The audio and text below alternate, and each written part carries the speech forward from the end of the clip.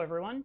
This week's live stream will be kind of quick. I had an emergency that I'll talk about here in a few minutes, and so there's a good chance someone's going to come and knock on my door anytime.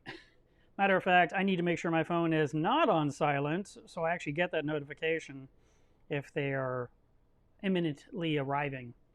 I've got the lighting set on the tank to what I consider streaming, which is the whole thing looks kind of dark. I look a little bit too tan. I don't know. I've been mowing the lawn, but I try to do my best to make it accurate.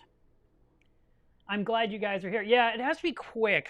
So what happened was night before last, around midnight, I was filling up Jack's water bowl, and the water pressure was weak in the sink. It makes no sense. There was nothing running, no sprinklers, nothing. And I just thought, okay, it's an oddity. The city's got something going on. They're doing repairs. You know, who knows? And then at 2 in the morning, I went into my bedroom. And ever since I had the foundation work done, whenever the sprinklers are running, I hear this, basically it's a water hammering sound, like ding, ding, ding, ding, ding. It's kind of annoying. And it was going ding, ding, ding, ding, ding, ding, ding, ding, ding. And I was like, it never makes that sound. And I thought, this makes no sense. The sprinklers are not on at this hour. So I grabbed my flashlight and went outside. And there's no sprinklers running. And as soon as I stepped on the lawn, I sank into 2 inches of water. So what had happened was the main line that goes from the water line of the house to the very first valve, apparently that has exploded or ruptured underground. And it was flooding the yard for at least 2 hours. And so I tried to, and there's a valve cover you take off, and it was just mushrooming over with water. And there was so much water, and it was going down the street. And so I thought, well, let me go turn off the water to the sprinkler system. And I peeled up the cover, and the valve was a foot underwater. So I thought, okay, let me turn off water to the house. And I lifted that cover, and it was a foot underwater. I'm like, oh my God, I can't even see. I'm moving leaves. I got the flashlight. It's 2 in the morning. And I went and got the giant key that every homeowner owns to find the little metal nipple that you put the thing down on, and you twist the handle 90 degrees and it turns off the water, which I did. And I'm looking at all the water going down the street, and I thought, well, let me see how far this went. It went a total of 5 blocks in 2 directions. All that water is mine. I'm paying for every ounce of it. And I'm just so disgusted with myself. Now, really, there's nothing I could have done to prepare for this. And so the reason we have to cut the live stream short is the guy's going to have to dig up the problem and fix it. And he's going to come beating on the door. And I just assume I won't be on here at that point. I'll be helping, you know, in any form or fashion necessary to getting this resolved. I did talk to the city the next day and said, so I apparently have watered half of Fort Worth. My bill is probably going to be atrocious. And the guy said, oh, I don't think it'll be bad. Maybe it'll go up an extra $100. I'm like, great. So I am going to have a hefty water bill next month.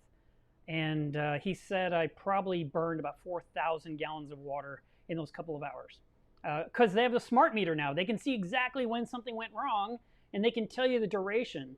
And so now that pipe that blew was 20 years old in the ground. I mean, it's not something you could anticipate, and it just happened, you know, for whatever reason. And so here we are talking about things quickly. I do have some things to show you. First of all, I got to show you my shirt. Let me stand back a little bit here so you can see it. This is the official MAGNA shirt for this year, I hope. Yeah, 2022. And there's the back. And the reason I'm wearing it is to encourage you, if you haven't done it yet, go ahead and sign up for MAGNA now. It's really important that you go to be educated, to see the eye candy, I mean, it's not a frag swap. You're not going there just to buy a bunch of corals, even though you can. But that's not the point of MAGNA. MAGNA has always been educational. Just like this channel. This whole channel has not been a bunch of pranks and stuff. It's always me helping you be successful with your aquarium. And so I wanted you to know that because, I mean, I want you to know that MAGNA is that because that's where I got my education. So if you want to be smart, like me and others, then go to MAGNA. It's a 3-day, what I consider going to college for a weekend. And there are something like 20 speakers. You have the opportunity to learn every topic. And at the end of every topic, there's a Q&A session, usually about 15 minutes, where you can ask questions from the audience and the speaker will address you. And then, of course, after the talk is over and they leave the room, you can track them down chase them down, whatever you want to call it. And you can say, hey, I still have more questions. And they will be happy to answer some more questions. You might have to buy them a beer, but they will answer your questions. And, it can help you kind of gain more insight on things that have been eluding you for some time. And I remember my very first MAGNA, which was 20 years ago this year, and I've not missed one since. I went there and I came home from that thinking, I finally have all the answers. I actually know what's going on. I understand it now. And so when people were asking questions on Reef Central, I'd say, I learned at MAGNA, da da da da da da da. And I kept doing that thread after thread. And I was like, wow, I sound like a parrot. But it really was true. There was so much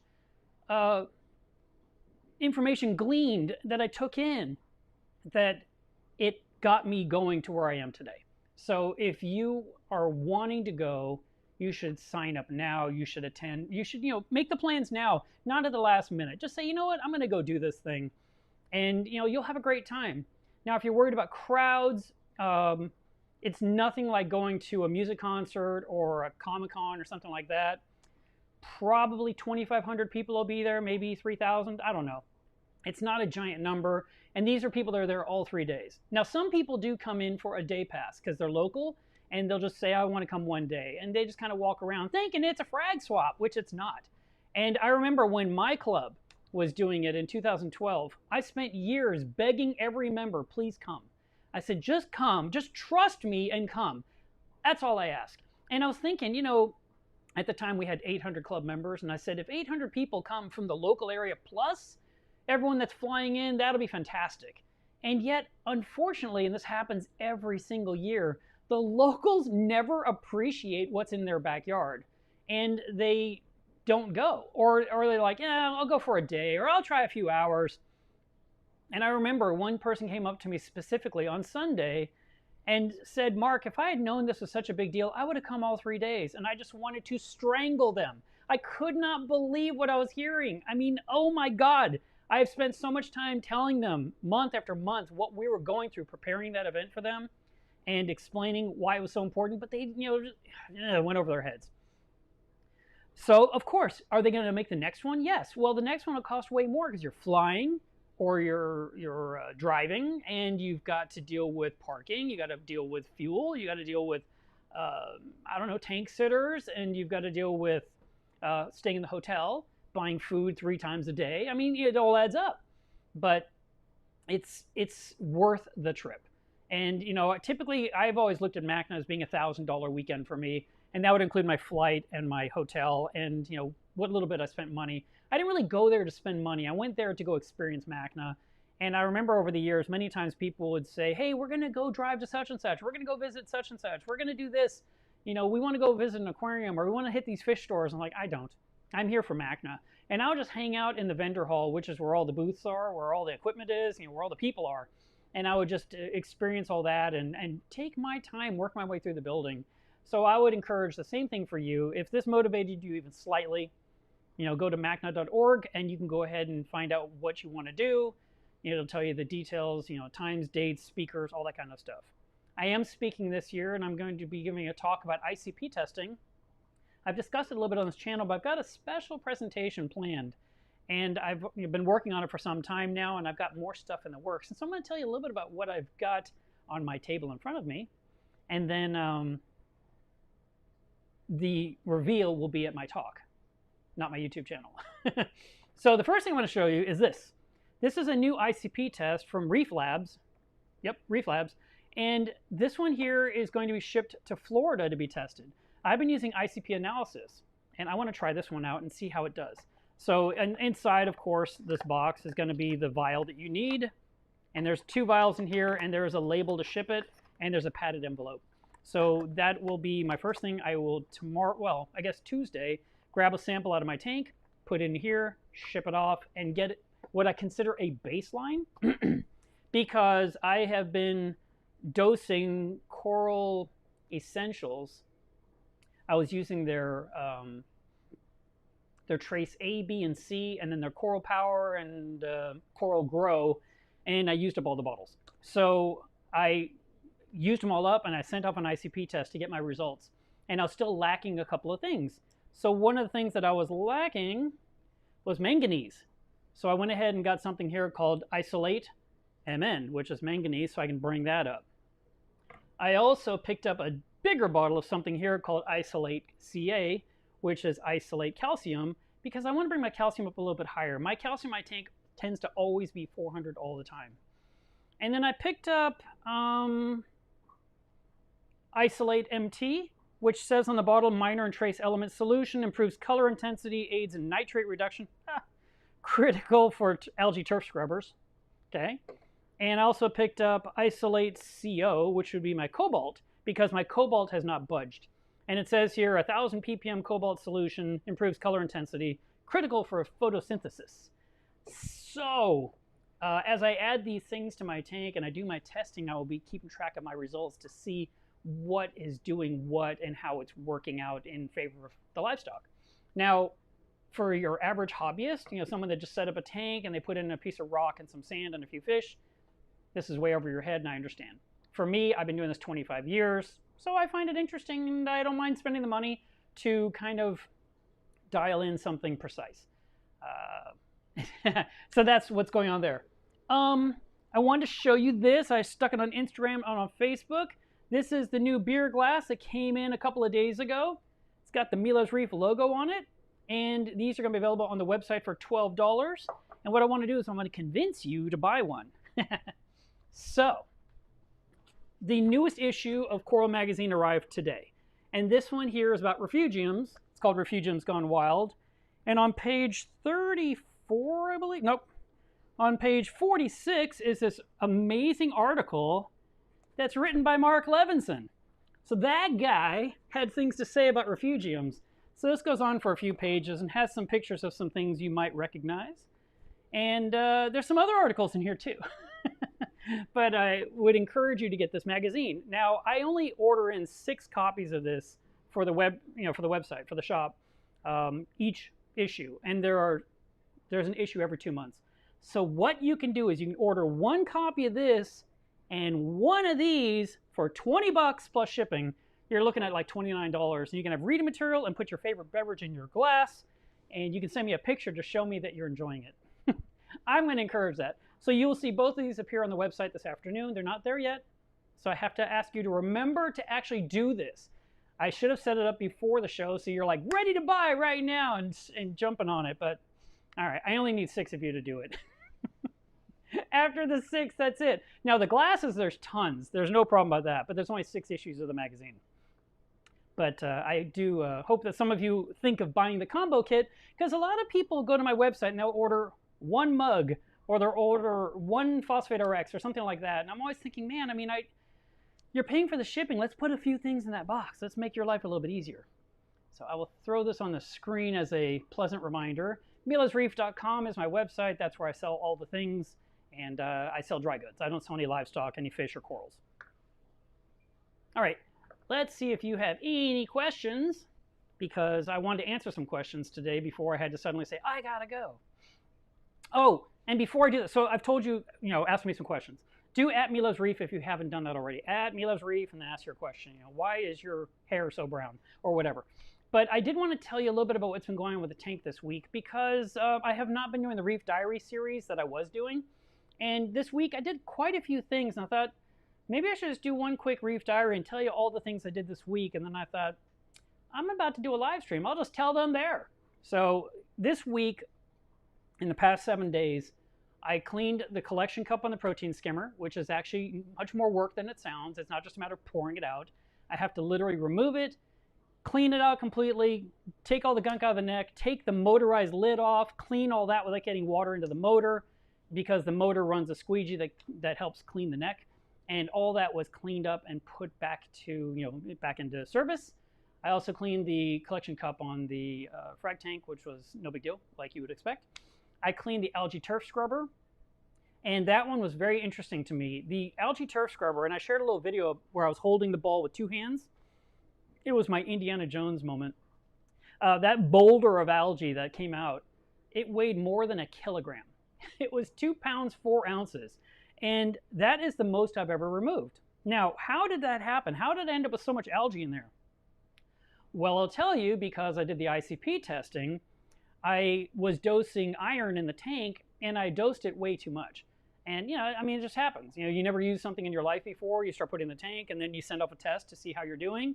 And I discovered I went too high, but my tank was chronically low on iron, so I knew I had to put in quite a bit.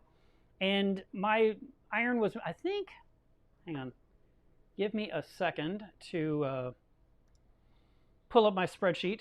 I want to tell you something with facts. Come on.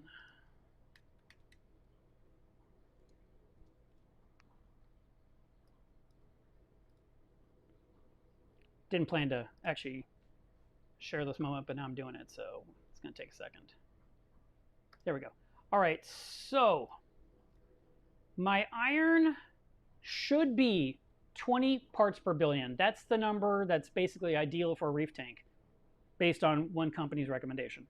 And mine was chronically low, around 1 or 2 parts per billion. And when I was done dosing the little bottles, my tank was measuring 55 parts per billion. So it was more than double what the tank needed. Now, why do we care? What does that matter? The fact that the iron was so high is good because it helps to grow macroalgae. So the algae in my refugium should get more lush and thick. It didn't even occur to me that it would also affect the algae turf scrubber so radically. And literally the difference of having low iron in the tank versus putting in more iron, or in my case, too much iron, is that I actually increased production of the algae turf scrubber by 25%. That is a big difference from what it had pulled out previously. And the last time I pulled out a harvest was large, and it came out to 756 grams. I forget how much that was in pounds, but it was like 1 pound 10 ounces or something like that. So for me to pull out 2 pounds 4 ounces was a big improvement, and it wasn't like I let it go, for 6 months or something. It was, something that had been running for about 20 days when I harvested it. And the previous one was somewhere around that duration as well. So, I mean, that's kind of in parallel. But the fact that there was so much more algae in there was directly a result of dosing one of the elements that my tank had been lacking for a long time. So I found that very interesting. And these are some of the things I'll be leaning into on my presentation.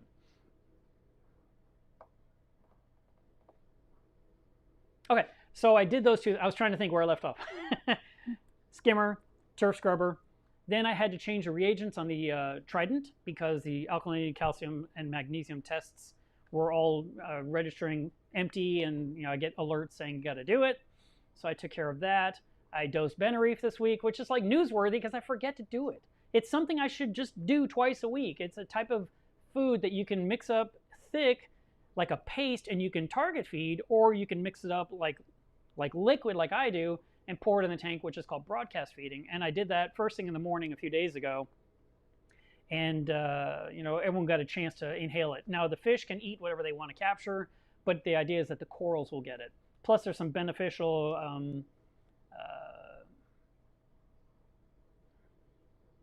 probiotics in it. There's some beneficial bacteria in there. There's quite a few things. So I like using that product in my tank, and I tend to forget because it's just not in the forefront of my mind. I totally went over all the glass. That's why the glass looks so nice and clean behind me. I used a razor blade, went over every square inch of it inside on all 3 sides. And the only thing I didn't do was take a spatula between the sand and the glass to clean this area that's down at the sand, which I don't like. I like that to look clean, and I only do it twice a year. It's pretty rare. It'd be kind of cool if I could get into the routine of doing it more regularly, but who knows? I don't know. I filled up my top-off container to the top, which takes a while. I had to replace all the filters in my RO system. That's another one. So did you know you're supposed to replace your RO filters, the pre-filters, the ones that go under the membrane, every 6 months? If you didn't know that, that's what it's supposed to be. And the reason you do that is to protect the membrane from damage, because the membrane is what's doing the job. A lot of people, when they have issues with their tank, they keep saying, I changed the filters. I'm like, that's not the cure. The filters protect the membrane. The membrane does the job. Now, do the filters do anything? Yes. They trap sediment. The carbon absorbs some stuff from the water. But it's the membrane that's doing all the work. It's the one that's pulling out all the things that gives you that 0 TDS number or lower TDS number. Then it goes to the DI stage to get you 0 TDS. But yeah, so many times I see people post and they say, I changed my filters and I don't understand why I have cyano, or I have this, or my tank's got dinoflagellate, so I changed my RO filters. And I mean, good. You probably needed to. I mean, who knows how long it was since you did the last, but the rule is every 6 months. And on mine, I have a label maker, so I just put the date on there. So every time I'm making water, I look right at it, I see the date, and it's a visual reminder, has it been 6 months yet? And you know, some people in some areas may have to change them more frequently. Other people with smaller tanks might be able to extend it a little bit longer. But the benefit of changing them every 6 months is to protect the membrane from being damaged by chlorine, because chlorine will just eat the membrane and destroy it. So we have the carbon filters in there to absorb the chlorine, and that's what makes your membrane work and not deteriorate. So I did that. So like I said, I did a lot of aquarium things this week. Just a few minutes here and a few minutes there, but it was all the things that are needed to make sure that the tank is nice and healthy. And then, as you know, I spent money buying goodies for my tank as well, because I want to do a few more tweaking and a little more fun stuff. All right, so let's start off with JK Memes. He says, I'm dealing with saltwater ick. Already had 2 clowns and a goby die. Ick in the tank is a problem. It definitely can take out your fish. It's one of the reasons why we recommend quarantining all new fish. And now that you've discovered it in your system, the solution is to actually have a separate tank set up to hold any fish that you still have, and to put them through a quarantine period while the tank is fallow, which means fishless, for a minimum of 6 weeks. So it's a very long time the tank has no fish in it. That way any of the remaining ick in the system will die off because there's nothing to feed on. They have, you know, there's no blood to suck. And with that fish being out of the tank, they just die off. And then your fish that are in quarantine, you're treating them to kill off the ick. And then when you see that they're completely healthy and you put them into your healthy tank, everything's good again. So you just have extra work ahead of you. And if you are needing direct help with that, Humble Fish is the place to go. And that is literally a website that's humble.fish. And then hit enter in your browser and it'll take you there. And there's a huge forum. He has articles. He can help you through any kind of fish disease that concerns you.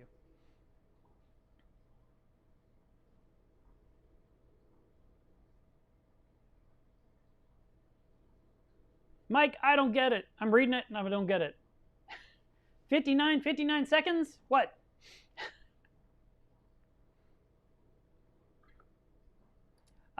Fengoriously says, sometimes if you call the city with a repair bill from your plumber or sprinkler guy, they'll cut you a little deal. I wish I could do that. But what happened was last year I had some rodents destroying the pipes in the backyard, which raised my bill. And my bill wasn't crazy high, but it went up. And I told them what had happened. They said, oh, okay, we'll give you a credit. And I was like, oh, thanks. So then when I'm talking to the guy yesterday about the 4,000 gallons, he said, oh, yeah, you can only do that once a year. So I'm kind of tempted to save my receipt and then next December, or this December, say, okay, it's been a year. Can I get my credit for what happened last June? I don't know. But yeah, if it had not been a... if I had not just made a claim a few months ago, then this would be a good, this would be a great time to use it. So, let's see.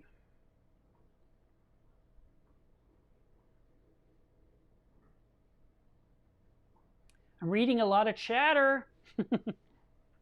In a few weeks, in less than 20 days, I will be out of town for the weekend. So I can tell you in advance there won't be a live stream. But I'll give you guys more notice as we get closer. I'm going to go into sunny California for a few days to enjoy Comic-Con.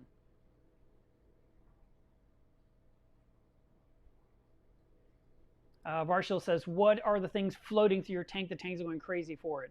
Well, that would be nori, because I just put some in the tank so that the fish could have a snack. Plus, I wanted to move the feeding clip down so it wasn't in the view of the video. So it's always in the view. And I thought, oh, let me move that so it's behind my head. See? Let's see. Thank you, Andrea. I appreciate that. That's a good idea. We'll put the reminder in the Facebook group. If you are not a member of our Facebook group, I run a group called Club Mieles Reef. I've been running it now for, I think we're coming up on 4 years. We have just over 9,000 members. It is a group designed on Facebook to talk about all things aquarium without being berated or put down, insulted, made fun of. The whole point was to have a place where you could ask a question and not be mocked. And because that's what I want. If I have a question, I want to go ask it. I don't want to be made fun of or made to feel stupid. It's like, I don't know the answer. So I said, let's make this group. And the premise was that if it doesn't work out, I'll remove the group. Because I don't want to create another firestorm on the internet. I want a place where we can go and just talk and share and have a good time and share funny things, or you know, that's good. And I think there's enough negativity in the world right now that we can have a nice place to just, you know, help each other. So that's why that group was made. And if you're not a member yet, and some people say, I've been watching your videos for years, and I'm just now joining. I'm thinking, I've been inviting you for years to join this group. So if you would like to, you're welcome to join. It's facebook.com/groups/Mieles Reef. All right, I'm going to take that back off because I'm enjoying the scenery behind me of the pretty corals. There's a blue acro, right? I don't know if you can see my mouse pointer or not, but there's a blue tort in my tank that, you know, it's funny. This happens to me a lot. Does it happen to you?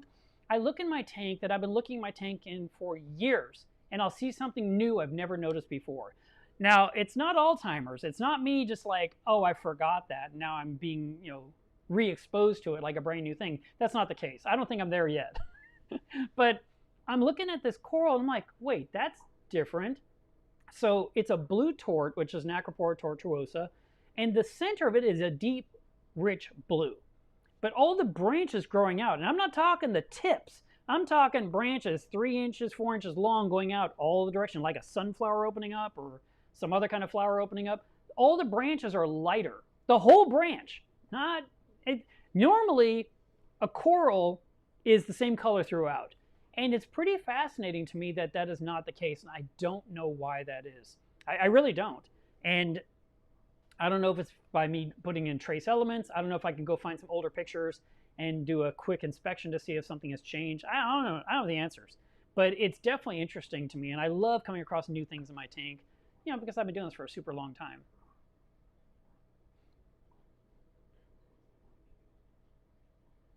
Your Medic says, I'm a new reefer. How do I know if I'm underfeeding? It seems like my fish will always pick at food if I toss it in. Flake food, dry food in the morning, and frozen in the evening. Well, I mean, if your fish look thin, if they look unhealthy, if they're lacking in color, that's a pretty good indicator that there's a food deficiency. In general, when you put food in the tank, you want to put in enough food that is in there for them to all go crazy, but within about 2 minutes, you can't find any. If you're putting in food and there's still food blowing around 5 or 10 minutes later, that was way too much food.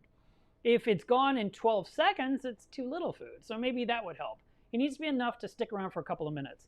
Now, I set up a new tank that's right here to my right. It was in last week's live stream. It's the 27-gallon Marineland. And in there are 2 fish. There's some sponges. There's some brittle starfish. There's some Aptasia. There's a walking dendro. And that's about it. And I've been putting in a squirt of food twice a day for that little bit of livestock. And that tank doesn't have any active filtration, you know, or mechanical filtration. All it has is live sand and live rock. And it's got an air stone to, you know, because I like the look. And it's got a circulation pump and a heater. And my thought process is to just change water in the tank each week, and that will keep the nutrients from getting out of control. So in that small tank, 27 gallons, I'm putting in 2 squirts of food. Now, how much is a squirt? Well, if I had a bottle of food, like Arctopods, which I've been buying from Reef Nutrition, I open up the cap and I hold it over, and it's a big bottle. It's actually not quite as big as this one, but it's pretty big. And I will then pour in like a little cloud of the pods, and they come down and, you know, disperse into the tank, and I see the angelfish go chase them all, and I see the Randall goby ignoring them, which I don't understand. And then in the evening, when I make my frozen concoction of 4 different foods and I thaw that out, I have a pipette and I slurp up 1 pipette full. I squirt that into the tank and then let them have at it. And in the frag tank, I give them 3 squirts of the pipette, and then I put in about 12 or 16 into the anemone cube temporary tank for the clowns and anemones. And then the bulk of the food goes in the reef behind me. And those are my main ways of feeding. The Reef thing should be once or twice a week. And the nori I like to do every other day if possible. And I put in half a sheet because I have 3 tangs in the tank. And that's the extent of my feedings. Now, I'll tell you, whenever I pour in the arctopods, because I bought a large bottle of it, I feel like I'm being very fancy. I feel like I'm being, I'm giving them the best food ever. I mean, the stuff wasn't cheap, and $74 a bottle. And, I'm pouring some in, and I'm like, I'm giving you guys gold. You better enjoy it. But I don't put in so much that it just looks like a New Year's Eve parade in New York.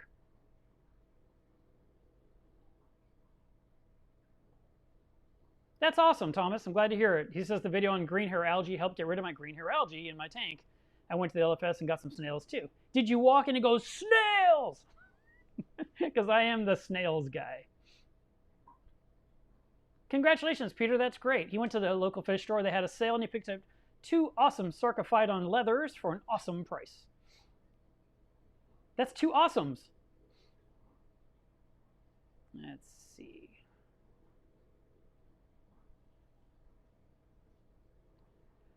Martin says, do you change every 6 months even if it's showing 0 TDS? I change the pre-filters every 6 months. The DI I change as needed. My DI could last a super long time depending on what's going on with the city water coming into my house. Now, my last DI cartridge lasted me about a year. This one, it seems to be, this last one, I feel like I might have got 7-8 months out of it. So it just depends on what's going on. But yeah, so that's that. But the carbon filters, the sediment filter, those you change like clockwork, just like changing the air conditioner filter in your home.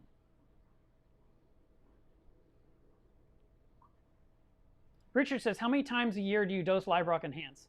Oh, that's a good question. It's another one of those ones that I have to think about. And if I don't think of it, it doesn't happen. But ideally, they're recommending you do it twice a week and just stick to it. And it'll just keep your tank looking nice all the time.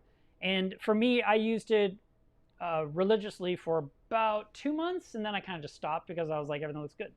And I didn't keep going. Now, at this point with my tank looks pretty clean. I don't see any major issues. I mean, I've got some bubble algae in there that I'm sure some emerald crabs would love to devour. But I haven't put any in there. I did put some in the brand new tank, and all that rock looks good, and my water parameters have been really clean. The water's crystal clear. I'm very happy with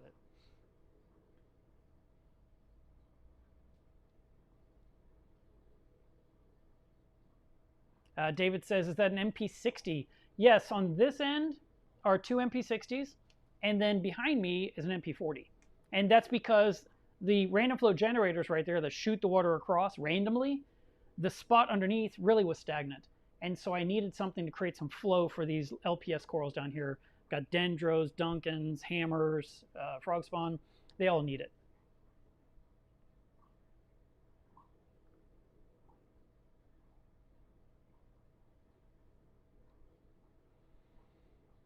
CT says, what are the signs of corals getting too little par, like let's say LPS corals or like a euphilia? Usually if they're not getting enough light, they might look a little pale, almost ghostly. Think about it this way. If you have some LPS corals that are getting hit with light, the ones on the underside, they usually don't get as much light. They could be more pale. And once you take those and move them in a spot with better lighting, they will darken up. They'll get more color in them because it's an actual photosynthesis that's happening with the symbiotic algae within their tissue. So that would be one indicator. A par meter would be your best indicator because then you could just measure it and know what the number is, and you could make adjustments as necessary to make it look, to hopefully, in theory, make it look better.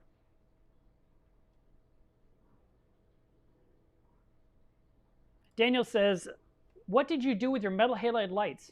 I saved them like a pack rat because I never get rid of anything. And do you miss having them? No, I don't. And I really like that my tank's temperature went down like a full degree. Even the temperature swing per day went down a full degree, if not more. And I like that I can change my lights. I mean, literally, I change the lights for the live stream. As soon as the stream's over, I put them back to their normal schedule. If it's late in the evening, I need more time, I can hit a button, they keep going. With metal halides, I had to like turn them back on and wait a few minutes for the light to flicker and come to full strength, and then I had to turn them off again. But I mean, I did them forever, but I was really glad when I got the skies. I got the skies, and my first thought was I should have done this a long time ago, but they didn't exist. Now, I don't mean I should have done LEDs a long time ago. I mean, I should have done skies a long time ago, but they weren't on the market yet. And I was lucky to be one of the ones that got to beta test them near the end. When I did the video that shared the skies with you guys, that was going to be the first official video because everything else was top secret. And I was doing the big reveal. I would be the first video channel on YouTube to share that video, or to share that light and all the details behind it. And so it may have felt like a super long infomercial, but it kind of was, because I wanted to tell you everything that was in there and my gut reactions and what we were getting with par measurements and, you know, where the fans were and how I hung them and all that stuff, because I was doing an unboxing.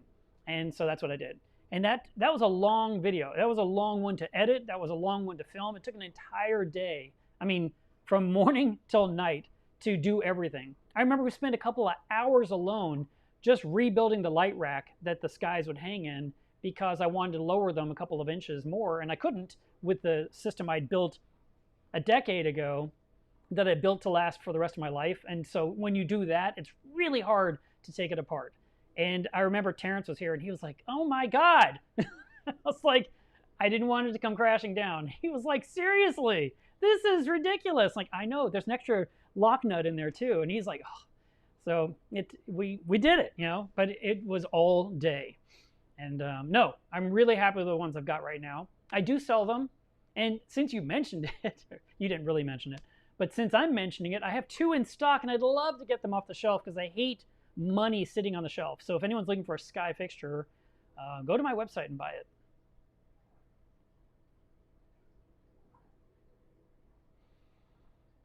Mode, I think that's how you say it. Mode said, I have 2 fish with ick in my tank and I don't have a quarantine.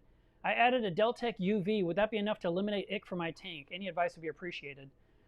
It can eliminate the free floating ick in the tank, but the ick that's on the fish, it cannot eliminate, because the fish is not going to go through the UV and hug that light bulb. So it's only the water that goes through the UV that gets sterilized. So you could have ick in your tank indefinitely. UV is not the cure to removing ick. The cure is to remove all fish from the tank. And if you don't have a quarantine, then you need to set one up.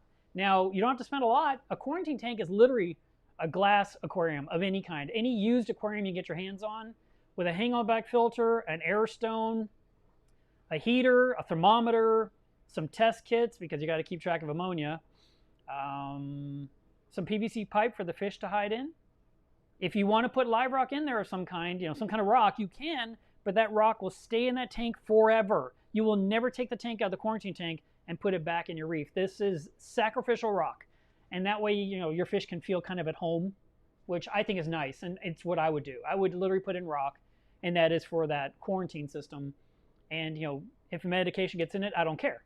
And I will never use that rock in a reef tank.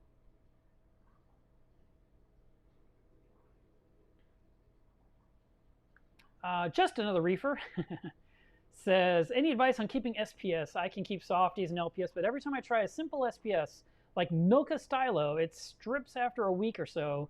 First thing I see is the skin between the polyps thin out and then die. All right, so first of all, this channel has a couple of videos about SPS care. So they're really long with lots of detail.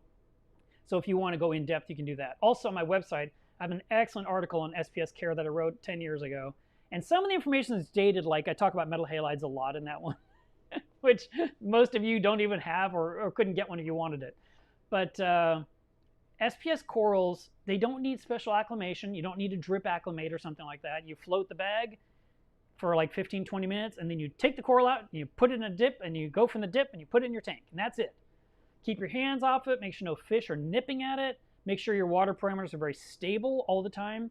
SPS is small polyp stony, but the mantra, the saying is stability promotes success.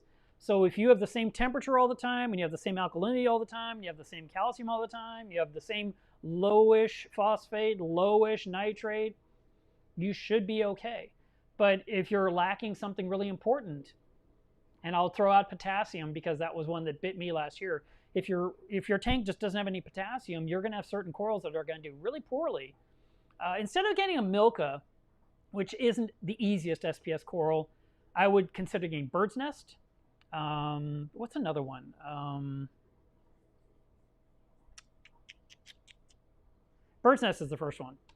Oh, Pasillipora is another one. Those two are very simple, and the bird's nest is a fast-growing coral. Now, just so you know, in case you've never had bird's nest, or if you're just watching this and you don't know anything about bird's nest, it comes in like 5, 6 different colors. It comes in different shapes. It could have very sharp points. It could have blunt ends.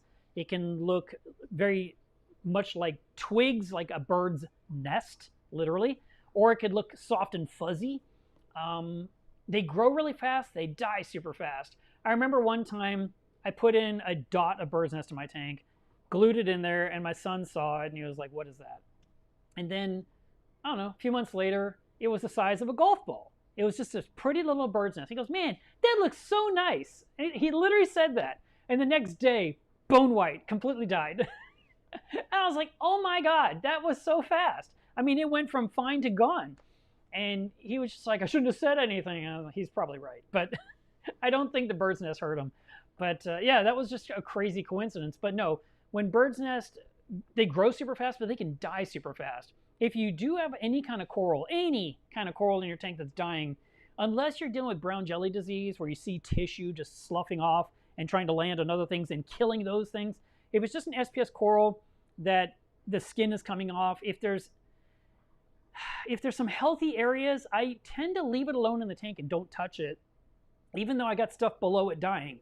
I just leave it alone because once the death stops, whatever survives, I can snip those off at that point and plant them on the reef again and start again. I call that SPS DNA, and I'm famous for saving a little DNA from some coral that used to be beautiful in my tank and start all over again and grow some more out. And I never give up on coral, but I don't go in there when it's dying and start hacking it up and gluing it or dipping it and doing all this stuff, because if it's already dying, the more I'm interacting with it, the more I'm causing, the likelihood is that everything's going to die. Something's already really wrong to where it's dying, and then with me interacting with it, it's going to be even worse. So even with bird's nest, if I have a huge colony and I'm watching all of it turn white, I wait whatever it takes, a week or so, and 89% of it's gone. There's some little tips here and there. I'll snip off all the tips and I'll put them in a pile on the sand bed and let them grow into a chunk, and then I'll put that thing somewhere on the rock work, a few weeks later, and start again. Let's see.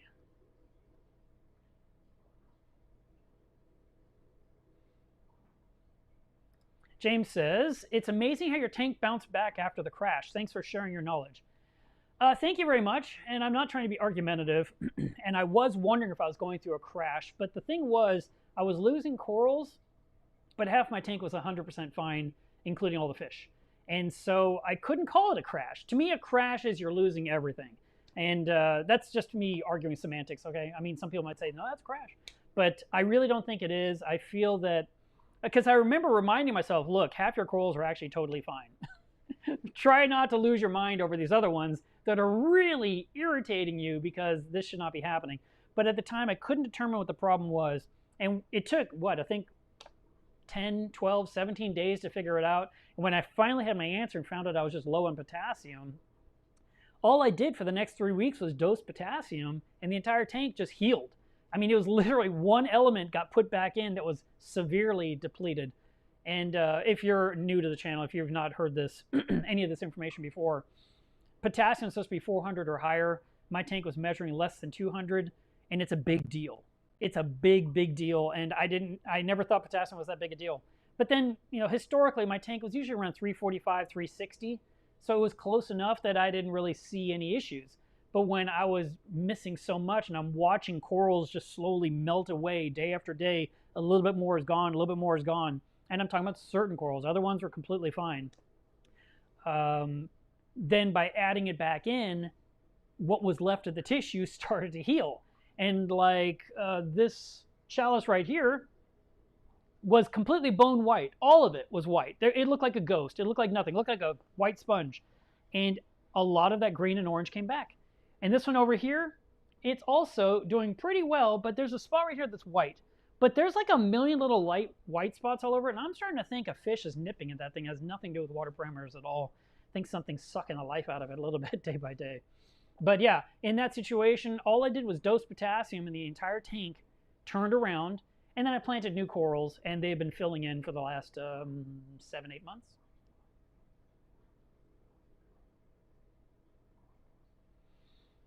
Bruno says, any experience with dwarf pygmy angels?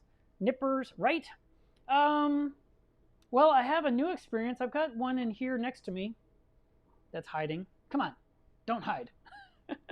I have a Japanese pygmy angelfish, and she's constantly nipping at stuff, but there's nothing there for her to destroy, so I'm not too worried about it. Behind me, I have a coral beauty. I've had a flame angel in the past, which I thought was doing perfectly fine. Then one day I just realized it didn't exist. I have no idea where it went, but I'm going to assume the sea bay consumed it. But there are chances that some fish may nip at corals, or certain corals. The way I see it, I mean, this is not an absolute fact, okay? This is a theory and it's an opinion. But if a fish is being well fed, if it knows it's getting food on a regular basis, it's way less inclined to decimate something you care about. So if you are, constantly providing something, it will eat that rather than your corals. Now, will it eat some? Yeah, it's possible. There's one fish that I've been eyeballing really hard that I really want to get. And I talked to a friend and they're like, oh, don't you get that fish. And they said, it's going to nip every coral you own. And I was like, yeah, but it's so pretty. So she said, no, don't do it. And I probably wouldn't. I might be more inclined, depending on what I learn about that fish, dropping into the 27-gallon maybe one day. It would be a pretty one to look at, and there's not much in there to be consumed. But even the Japanese pygmy angelfish that I got, it is known to eat certain corals, but all the literature I read said if it's not already getting a decent amount of food. So really it's almost like the fish is learning a bad habit because there's not enough sustenance in the water column. So if you're providing food on a regular basis, if you're providing something that it looks forward to and it gets excited about, odds are the corals in your tank will do better. But certain ones are going to be more safe than others. The Potter's Angel, I would consider 100% reef safe. The Coral Beauty, 80% safe. The Flame Angel, 50% safe. And then there's a Cherub Angel, and there's another one in my brain that's like two colors. Can't think of what it's called right now. Those are, I wish I could tell you what it is, because it's one I would trust in my tank. So I hope that helps you a little bit.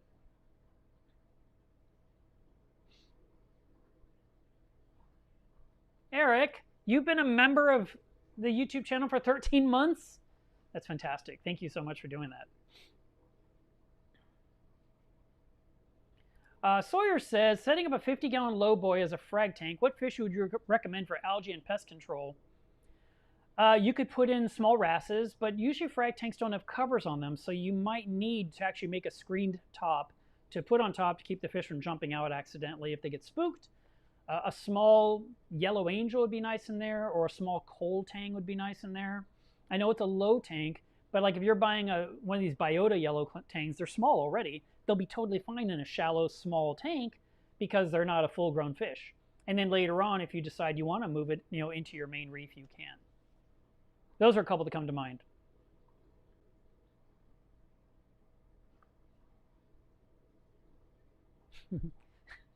Hillbilly Reefer, your name no longer applies to what you just shared with us.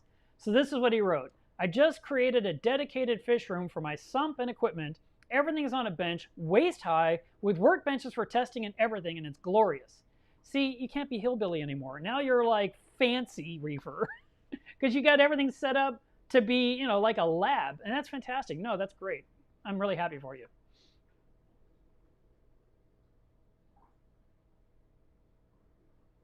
Let's see. Luis says, algae on my glass grows really fast. Legit clean it at night, and late morning it's already growing. Any tips? Odds are your phosphate levels are up in the tank more than you think. You might need to use something like Phosphate RX to knock those down. It could be coming from the food you have. It could be coming from, it's kind of remote, but if it's growing through the night, because that's not normally when algae would grow. I'm wondering if your lights are on late into the night, if you are running a moonlight 24 hours a day, that kind of stuff. But okay, forget that. The thing is, I have to clean my glass almost daily too. I can tell you this, if you start using Reef food, the powder food I was talking about, your glass stays clean longer. So if you want some kind of a broadcast food you can put in your tank and make your glass stay clean longer, that's the food to buy. And I have it in my shop in different sizes if you want to try it out. But having to clean the glass daily, it's kind of irritating. I don't remember having to clean the glass so much, but over the last year or two, I have to. And I look at the tank and I'm looking at the front and it looks a little obscured. And so I go to the end of the tank and I look lengthwise and I can see the sheen on the glass. I'm like, ugh. So I take the cleaning magnet and I just go over everything, erase it all off. I see the green stuff going to the water column, which means anything that's filter feeding can inhale it and it can go into the protein skimmer to be removed from the tank.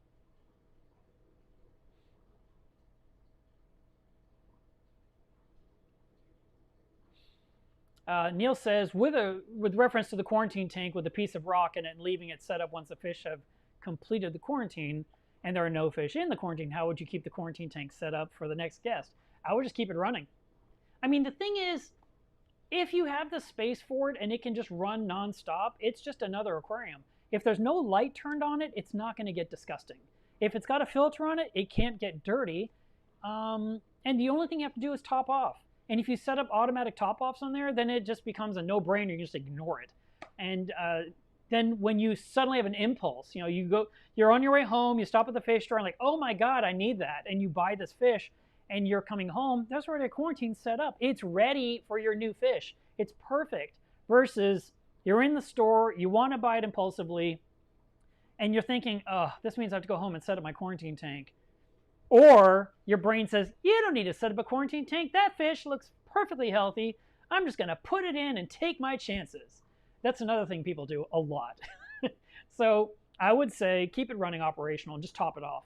I used to keep my quarantine tank running in the back of my 280-gallon reef, and I just left it running. It had a power head in there. It had rock in the bottom. It had a light on top. When there was nothing in there, I just switched the light to, I set the mechanical timer to off. And then if I came home with any kind of frags or if I came home with a new fish or some kind of invertebrate and I wanted to put it in there temporarily, it was already running. The only thing I had to do was actually put in top-off water, and that was really easy because it was a small, the cube was 14 by 14 by 14, and I poured in like a quart of water and salinity was perfect, and I could go ahead and drop in whatever it was I just came home with.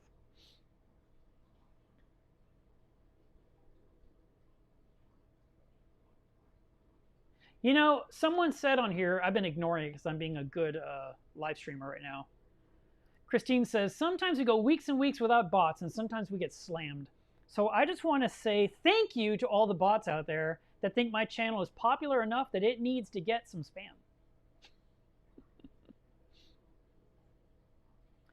No Beef Happy Reef says, how cheap? Asking for a friend. How cheap what? What are we talking about? I'll answer your question if you tell me what you're asking. Because I talked about 7 things by now. My brain's already moved forward.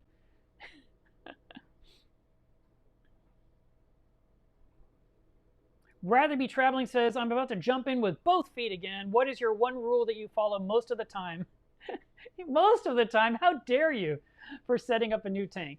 When I set up a new tank, the #1 rule is don't run the lights for the first 30 days because you definitely don't need to. There's no reason to run the lights for the first 30 days. And that one I always follow. I don't sometimes follow it, or most of the time, like you said. I test weekly because that is important. It's so important to test your water every single week, see where you're at. I use live rock and not dry rock. So those are some of the ones that are off the top of my head. What you could do is you could watch my video on this channel called The Reef Timeline. It talks about what to do, from setting up a tank all the way through 2 years. And it shows when to install various parts of the system. And I think you'll really appreciate that content. Reef Keeper says, are you talking about the Lamarck's angelfish? No, that's a nice one. No, I don't think there's one called a bicolor. Maybe it's just a pygmy angelfish. There's one called pygmy, and it's like 2 colors. Maybe that's what I was thinking of.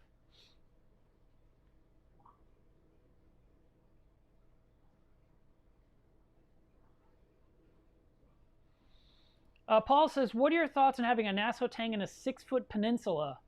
Well, it depends on the age and size of that Nassau tang. By the way, and I'll answer your question in a second. By the way, this week in a different saltwater group, somebody had a huge, beautiful carpet anemone that was closed up around a Nassau tang. And half the tang was in the anemone and the face part was sticking up. And when I saw it, I was like, that is so sad. And I shared it with a couple of people, and they all thought it was my Nassau. They're like, is that Spock? I'm like, no, no, no, I've just found this picture. But how sad is that? The guy owned a 12-inch Nassau, and he said that the carpet was the size of half a basketball. And I mean, because in the picture, you couldn't get a sense of scale. But it was clearly a large fish in the amount of anemone you could see in the shot. Super sad. So guys, if you are keeping carpet anemones, just know any fish could possibly be consumed. And no, that fish is not strong enough to get away. Carpet anemones are insanely sticky. I mean, if you put your hand in there, it's like, and you're like peeling your flesh out. And the picture of the Nassau, clearly it was, as far as I could tell, it looked dead. The entire side that you could see, the one side of the fish, there was like all this like mottled area. That's where the nematocysts had gone in and stung that fish. So even if the fish had broke free, it was being poisoned by the nematocysts, which also leads to death in that tang. And it was over the side and the gill area. So I mean, it was a terrible way to go. So be aware when you're combining things in your tank, you want to think ahead. I really like this, but I have to understand anything could die. I mean, that's just something you have to keep in mind. That's why I prefer not to buy predatory things.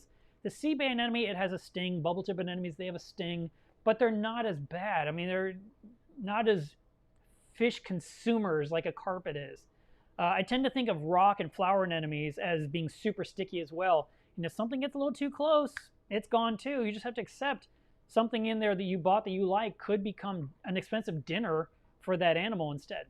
So, okay, now back to your question. When I bought my 280-gallon tank, it was a used tank. It was 6 feet long, 30 inches deep, 30 inches tall, and it came with a Nassau tang, the one that's swimming around in the water behind me. And I never thought that that tank was too small for that tang.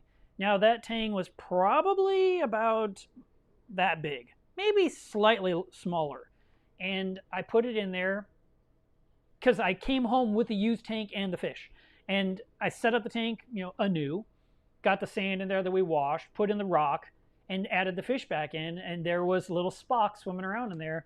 And I never thought the tank was too small, but as the tank got really full of coral, it seemed like she could use more swimming space.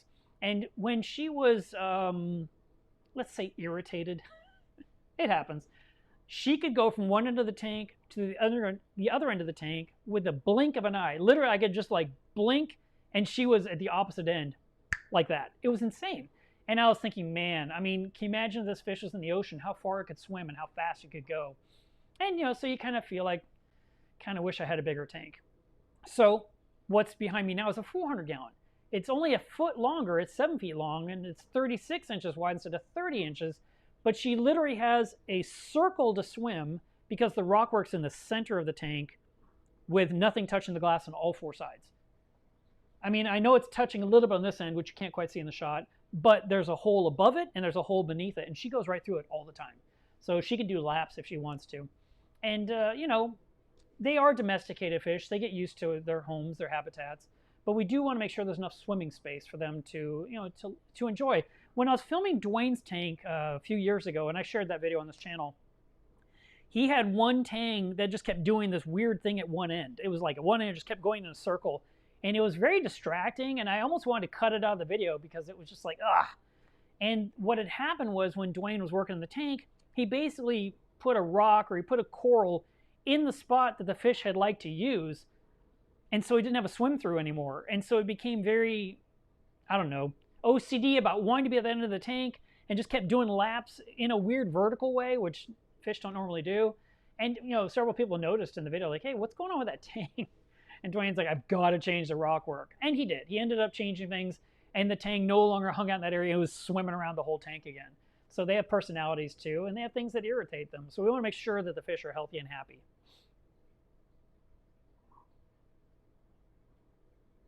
Thank you, David. I appreciate that. He says he likes the live. Swiss Ocean. All right, we got to see your tank.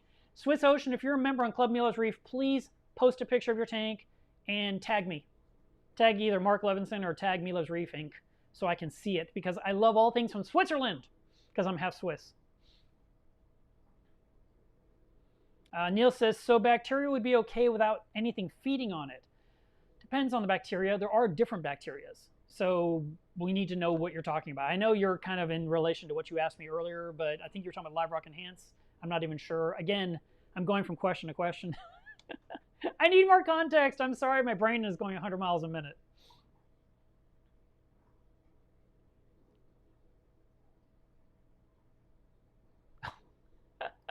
Paul says, I bought a 10-foot fish tank online and didn't realize it said pick up only from Ukraine. Any advice? It's like, oh my God. Well, yeah, I probably can't say any of the things I'm thinking. Okay, I'll say one thing because it's funny. Make sure you're wearing your armor, body armor. And you're going to have to convince 10 friends to go with you to pick up that tank. Let's see. There we go. Bicolor angelfish. Thank you, Triggerfish. Yeah, the bicolor angel. I think that's what I was trying to think of. See, it's half yellow and half dark blue. And those, I think, are okay in a reef tank. Reef Keeper, you're right. Everything seems a little bit orange today. I can't figure it out. I messed with the camera. I've got the white balance set to auto, so I don't know what's going on. I just, like I said, I feel like I said at the very beginning of this video, I feel like I have a tan. Don't believe everything you see on YouTube. Let's see.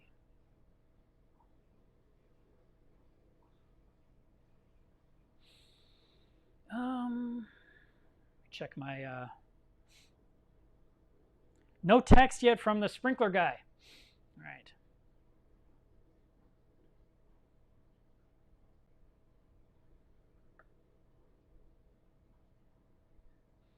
Neil says, I have a tank that does revolutions around an MP40. Yeah, some fish do that. They'll literally do laps around the pump itself. It is fun. Oh, by the way, I don't know if I told you guys, I'm planning my next fish purchase. I've already committed to it. I just haven't spent the money, but I've told the person I want it, and they sell fish. They're the ones that sold me the 2 bimaculatus angelfish that you saw in my tank that I added 3 weeks ago. So my next tang that I'm going to add to the tank is an Achilles tang. I've been wanting an Achilles tang for a decade, maybe longer, and I really like the look. I've always loved the shape of the fish with the red spot near the tail. And this fish store in DeSoto, which is south of Dallas, they're called School of Fish, and they have one in stock. And the funny thing is, no one wants it because it's small. I'm like, you have a small fish? That's mine. Put my name on that.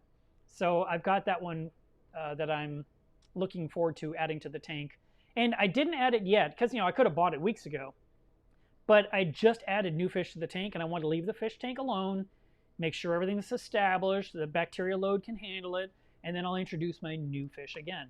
So if anything, that should be a lesson for you guys in patience. It's really important to not rush things. And just because there's an opportunity, unless he says, look, if you don't buy it now, it's gone. But he didn't tell me that. I said to him, I like it, but I just put 3 fish in my tank, so we got to wait 3 or 4 weeks. And he said, okay. So as far as he's concerned, the fish is sold. And as far as I'm concerned, that fish is mine. So at some point in the near future, you will get to see a new fish swim around in the background. Now, in case you aren't aware, when you're trying to add tangs to a tank, especially when it's been around as long as mine, it's very important to make sure you have tangs that are not going to fight and squabble. And you want to, be aware, are any of these fish aggressive or semi-aggressive? Will they have a reason to fight? One of the best rules of thumb when it comes to putting tangs into an aquarium that's been established, that's running, that already has tangs in there, is to get one with a new body shape. If it doesn't match the shape of all the other tangs, usually you won't have any kind of conflict. But if you put in a yellow, let's say you have yellow tangs and you put in a purple tang, it's the same body shape. The purple might attack all the yellows, or the yellows might bully up on the purple, but I think the purple would win. So you want to be aware that they are not the same body shape when you're shopping. And the Achilles tang is not the shape of the Nassau or the yellow tang or the coal tang. So it should be a incident-free addition to the tank. And one of the nice things is that he quarantines his fish. Literally, when I bought the 2 bimaculatus from him, I paid for them, and he said, okay, you can have these in 2 weeks. And I said, what are you talking about? He says, they're still in quarantine. I was like, oh, okay. So you pay extra for those fish, but they are quarantined in advance, so you don't have to worry about fish disease, which is pretty nice. Let's see. Swiss Ocean, I want to talk to you for a second. They said not much to see, just a first fish in there. It's after cycling. It's a reefer 625 XXL. Do they have a 625 SSL? I'm kidding. There's someone in your country who has an entire tank filled with sun corals, like millions of polyps. And it's amazing. If you haven't seen it, you need to search for it in Google because you'll be so impressed. It's absolutely lovely. I hope it's still in existence too. I mean, I saw it a long time ago, but I was like, man, if I ever go back to Switzerland, I'm going to find that person and look at their sun coral tank in person.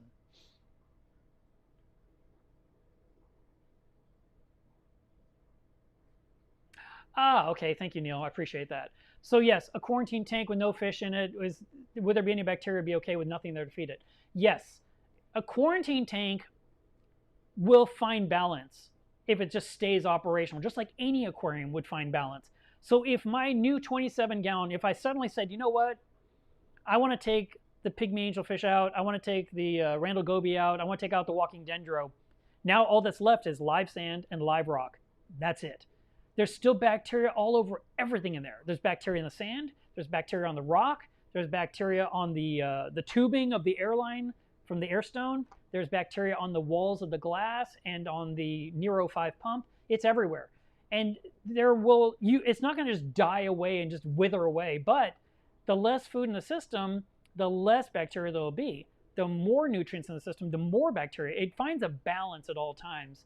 So if you have a quarantine tank running and it's been fishless and coralless for weeks, you could put in a pinch of flake food or something if you wanted in there, just a little something to, kind of beef up the bacteria level slightly. But no, it won't just wither away and just be a dead, stagnant tank. That's not the case because there's circulation, there's life. And it's just, if you had numbers, let's just say, I don't know. I mean, I'm sure scientists would know the answer to this, but I like to always imagine you set up a tank and you have 1 million bacteria, and then you add in a couple of fish, and now you have 1.7 billion bacteria. And then, you add in 9 fish and you got 47 billion bacteria because it has to keep up with that load, but it always self-balances. And that's the beauty of saltwater. It does take care of itself if you don't overpopulate and overfeed to really pollute the system. If you're keeping it reasonable, and it's something my father doesn't even understand. He had a saltwater tank when I was a kid, and when he looked at my reef tank and it was wall-to-wall corals, it was so pretty, and he says, where are all the fish? I said, they're right there. And he says, like, you decorate with just a few. I'm like, absolutely. And he was just like, huh. And, because I guess he wants it to look like what you see in National Geographic in Fiji, where there's like thousands upon thousands of antheus. They're just moving in the water column. But it's an ocean that's taking away all the waste constantly and bringing food source in constantly. I mean, it's amazing. It looks fantastic. But in a closed ecosystem, we have to limit those numbers. And when you go to public aquariums, if you'll notice in their smaller biotopes, because they'll have all these little, let's call them species tanks, and they'll have a sun coral tank, and they'll have a Duncan tank, and they'll have they'll have like pipefish in this one, and they'll have some needlefish in that one, and they'll have some pajama cardinals in this one, and but they don't just have confetti fish in most of their tanks. And then some of the really big setups where they're taller than you can stand, where they're like 8-10 feet tall, and it just seems to go way back like 10-14 feet. And you might see hundreds of clowns and hundreds of hippo tanks, which is going to be the Nemo and Dory tank. They have a monster filter on that tank because it's probably a 1,500-gallon tank. They can get away with having 300 clownfish and 150 hippo tanks in there. And it looks fantastic. But they also have giant sand filters. They have giant floor-to-ceiling protein skimmers. They are changing 1,000 gallons a week. I mean, there's a lot going on in there, so they can do it. But for us, we are, and especially, I mean, look, most of you have smaller tanks than I do. Some of you have larger ones than I do. But most of us don't have that ability to just fill it up with, like I said, confetti fish. We have to choose the 3 or 4 we really like. We might add a couple more, and that's it. But we have the benefit of decorating the entire tank with tons of different corals, and you can just fill it up with wall-to-wall zoanthids. You can have Rickordia, you can have LPS corals. I mean, I am seeing so many tanks with torches these days, and torches were not super popular a decade ago. Some people had them, but most of the people were leaning way more toward frog spawn and hammer, and what else? There's a third one. But the torches were far less popular. Now everyone's got torches. I'm the guy that doesn't have a torch. It's kind of funny. And I was thinking, does Caitlin's tank need a torch? Kind of leaning that direction for a moment. Let's see, the chat scrolled up on me.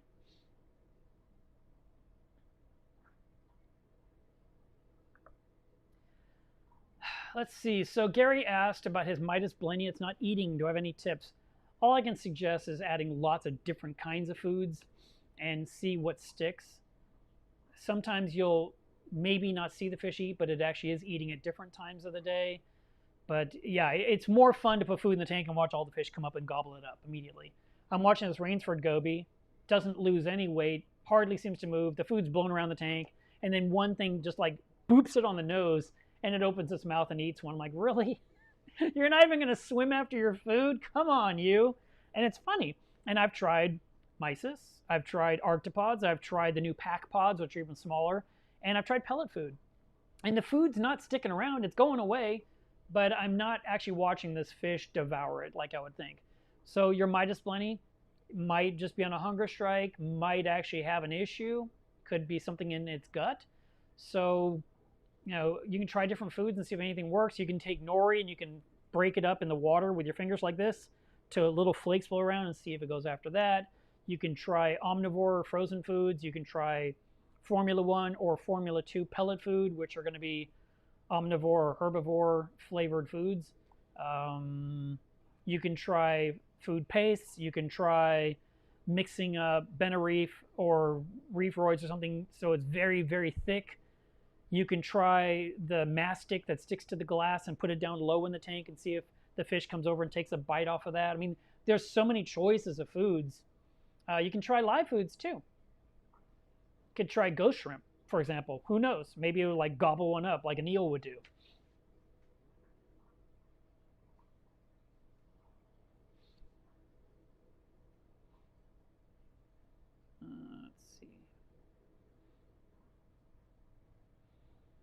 No Beef says, can you explain the bacteria in Benepets, please? No. I wish I could.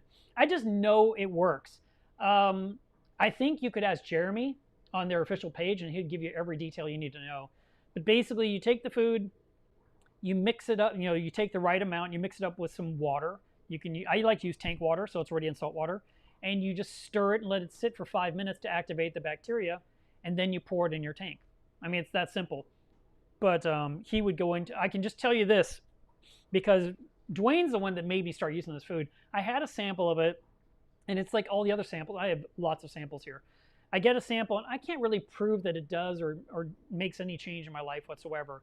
And so I'm kind of reticent to use it, because it's like, here's something new. I got to try it out and then see what it does to my tank. And, you know, if your tank's doing well, you usually don't want to mess with success, right? But Dwayne had told me that his tank had, he was using Reef, and he was using it every single day for a whole month. He burned through the entire jar in 30 days. And he said, I misunderstood the label. I've been using it every day. You're supposed to use it twice a week. And he said, but Mark, I used it every single day. I mean, I used it all up. And I have no nitrate and phosphate problems in my tank. And I was like, well, that's a pretty big selling point to me. And that's what got me motivated to start using it. And I've used it several times. And the weird side effect that I encountered was that the glass stays clean longer. And I just thought that's really cool. And it's weird. And I mentioned it to Jeremy, and he says, yep, that is actually a real thing. It's not just your tank. So that's why I like recommending it. There's other foods you put in your tank, and you end up with phosphates, or you end up with cyanobacteria appearing on the sand bed. It didn't come from the food, but the nutrients are so high in the food, it causes some chaos. And so there's certain foods I just won't use ever again. I'm done with them. And so I stick to the ones I like. And So far, so good. My nose keeps itching today. I have no idea why.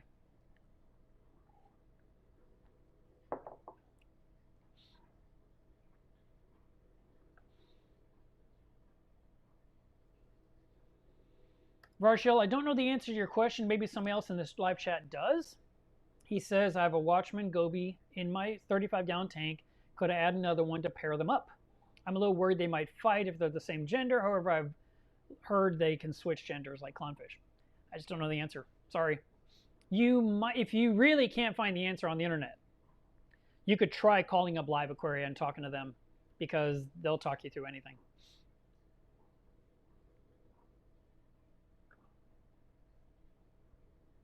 Let's see. Lars says, I'm about to buy a new tank and can't decide on Euro bracing or not.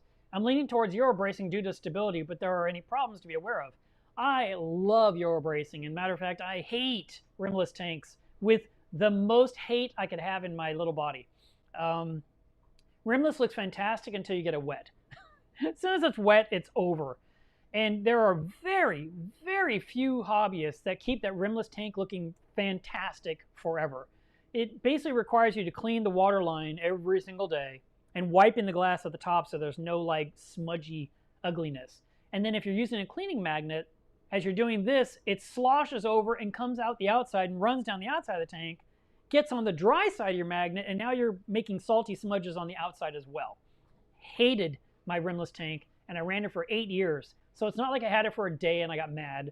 I put up with it, despised it, and I replaced it. So Eurobrace is for me. I love it. Planet Aquariums doesn't call it Eurobrace. They call it Splash Guard. I don't care what they call it. The rim of glass around the four sides of your tank is fantastic when you're working in there. It gives you a little spot to put things down when you're working, like the forceps or tweezers. If you're using a product, like you have a cute little bottle like this, you can set it down as long as you don't knock it in with your elbow accidentally. But I mean, it gives you little shelves to put things down temporarily while you're working in the tank. Or if you're taking out empty shells, like snail shells, you can put them on the edge. So it's convenient in that way. But I love that it prevents the sloshing. It also helps prevent a fish jumping out.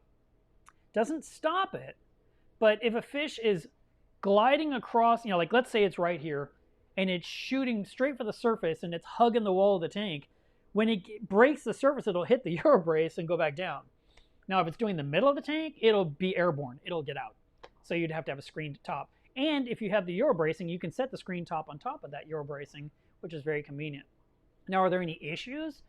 Certain things aren't going to fit on there, like a hang-on back overflow box, for example, wouldn't fit because it's so thick. And, you'd have to do something different. But there's lots of equipment that's designed for either. Maybe the light mounts for the Radion or the Kessel, they wouldn't fit on a tank with Eurobracing. Or maybe the Eurobracing's on the front three sides, but the back is thin, so you can clamp things on there. Or you could hang a skimmer on the back or whatever. So, but for me, the Eurobracing is the way to go.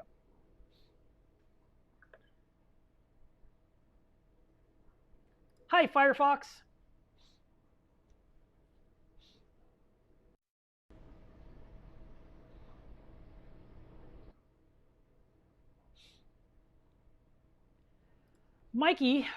Mickey says, is it okay to microdose lanthanum chloride every single day? Some people do that. Most people do not.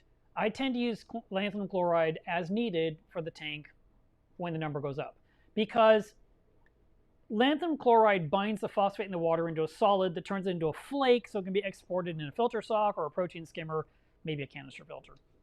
And when you have those set up, you have a lot of phosphate in the water. It turns into a solid. It gets all trapped and removed. But when you have very low levels, it's not nearly as effective. So a lot of people that want to use lanthanum chloride will use it initially, and then they will convert over to GFO to keep the number nice and low after that. Me, I only use lanthanum chloride, and I use it as needed every 6, 8, 10 weeks. And I do it one night, and the next day I'm done. I mean, the next day it's done. I did nothing. I counted some drops, and I'm done. And I go to bed. And then the next day my phosphates are low again. And then they just gradually creep up again. And I've been doing it like that forever.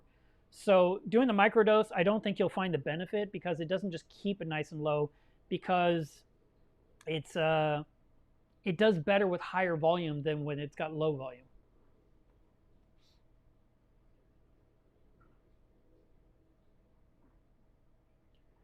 Rather Be Traveling says, with a new tank, would you transplant coralline algae? I have already purchased Marco rocks.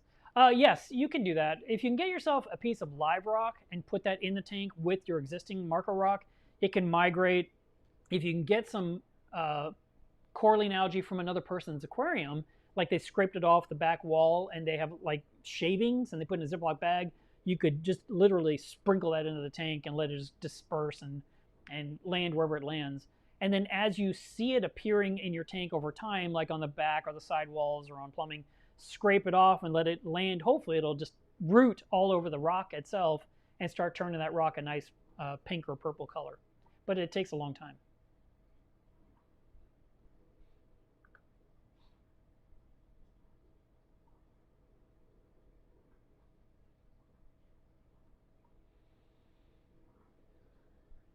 Leo says, what's the best size tank for a smaller hawkfish? And what do you recommend? I mean, I know you said smaller. They get kind of larger. I have a feeling a 29-gallon would probably be the smallest one for that size fish. They're kind of chunky, you know? So 40 and up. And then what brand? I mean, you know, Aqueon, Marineland, Planet, Reef Savvy, whatever your budget allows you. As long as it holds water, the hawkfish should be happy.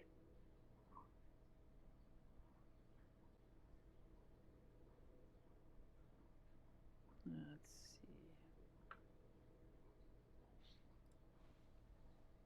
see. Sinstract, I think that's how you say that, says, can you recommend a peacemaker? Yes, mine. I sell them.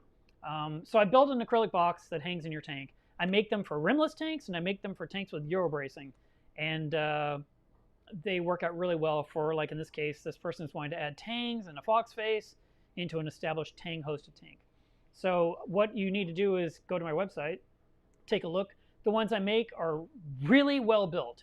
They are not flimsy at all. Matter of fact, I had a customer who told me he had an acclimation box he got from Amazon, and he said it was a piece of crap. And then he asked me, you know, because I shipped him a peacemaker that I built, and he said, well, is it beefy? And I'm like, yeah, it's good. It's going to last you forever. The only way it won't is if you drop it on concrete, because acrylic doesn't bounce. And when he got it, he was like, oh my God, what a difference. This is like the peacemaker. And that's why I called it that. But no, I make one. It's a 1/4 inch acrylic. It's cast acrylic. It's designed to hold the fish for about 3 days. That's what I recommend. If you'd watch any of my videos recently, I had the new Japanese pygmy angelfish in my peacemaker in the tank for, was it a total of 3 weeks? I feel like it was 3 weeks. It was a long time. I think it was day 21 I took that fish out. I'd never had a fish in a peacemaker so long in my life. Like I said, I do it for 3 days and I pour it in. And I had to, because I kept filming this new fish, I had to keep cleaning the box. So I took what's called melamine, which is like the magic eraser, but really thin slivers. And I was rubbing down the outside of the box on all 4 sides and then the bottom. And then I would open the lid and move it back, and I would try to do 1/2 of the box and not spook the fish, because it was getting, I was dosing all these trace elements and stuff, and it was basically getting that reddish sheen from cyanobacteria, and it was obscuring the fish. And I was really trying to keep the box. Normally, you know, the box is brand new clean because it's been on the shelf. And then I drop it in the tank, and I can look at my fish and be super happy for those 3 days. But keeping one in there for 21 days in an established reef, the box was not staying clean, and it was ruining my pictures, and I was getting mad. So I kept cleaning it. Anyway, my first one that I built back in 2011 still exists to this day.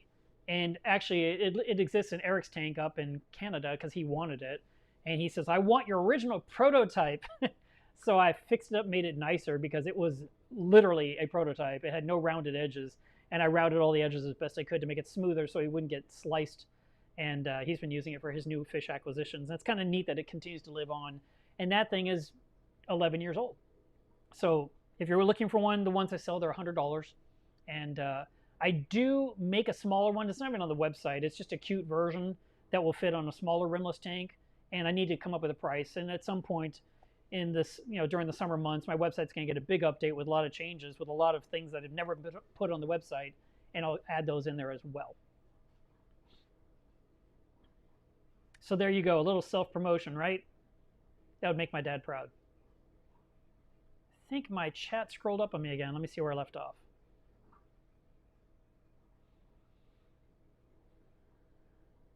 There we are.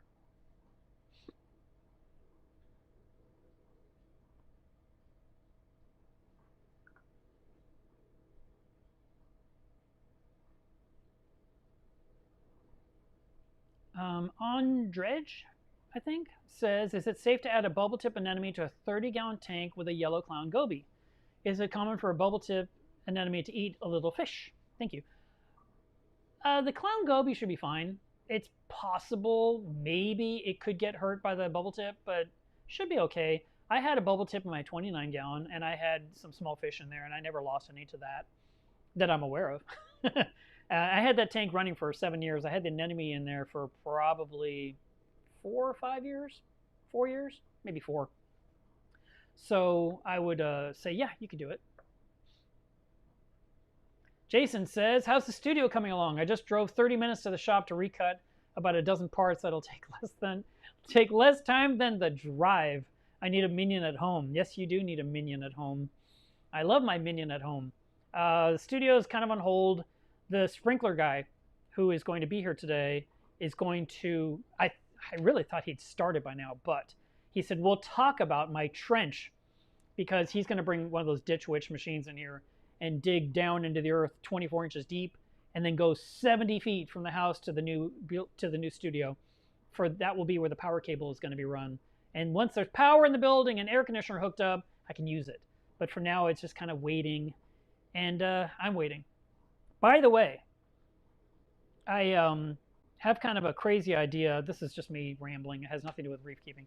I need new build stations to build the sumps and acrylic things on. And in the past, I've made the tables out of 2x4s and MDF. Everything's expensive right now, but it's okay.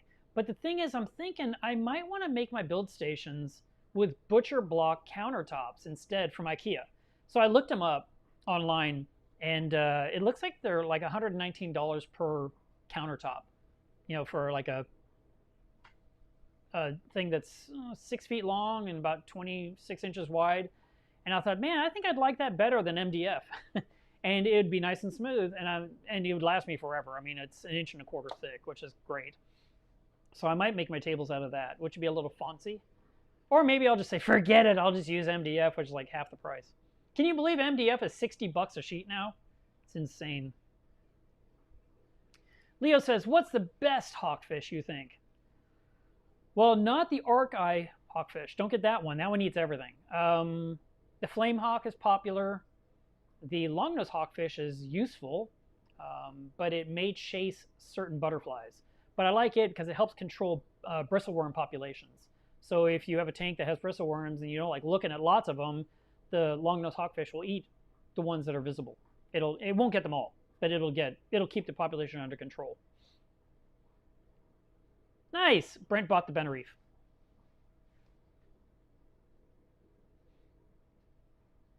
Let's see. Justin says, you should check out the large peroxide thread on Humblefish's forum.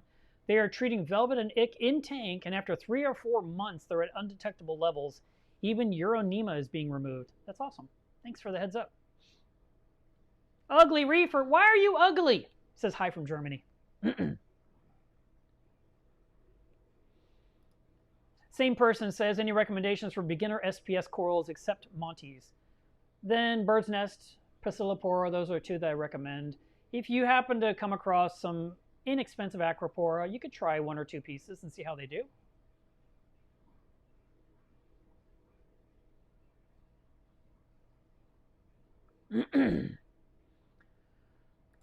Jake Galactus says, is there any reef-safe additive I can add to thawed mysis or brine shrimp so they can be safely dosed into the tank without going foul while I'm away on vacation for 2 or 3 days?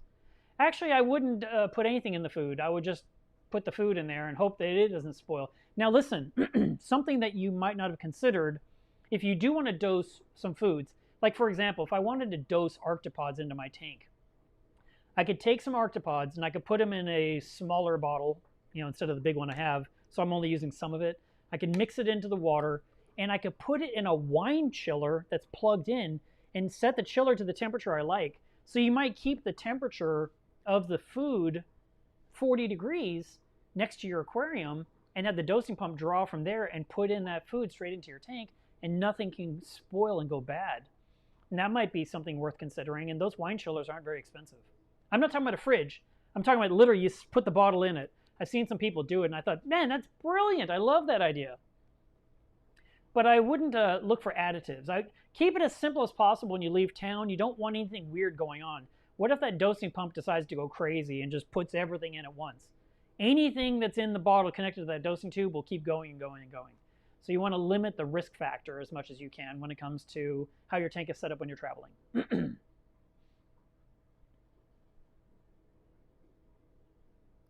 Triggerfish says, it says formally, I've been meaning to ask, does Dwayne live in the Pacific Northwest? Yes, he does.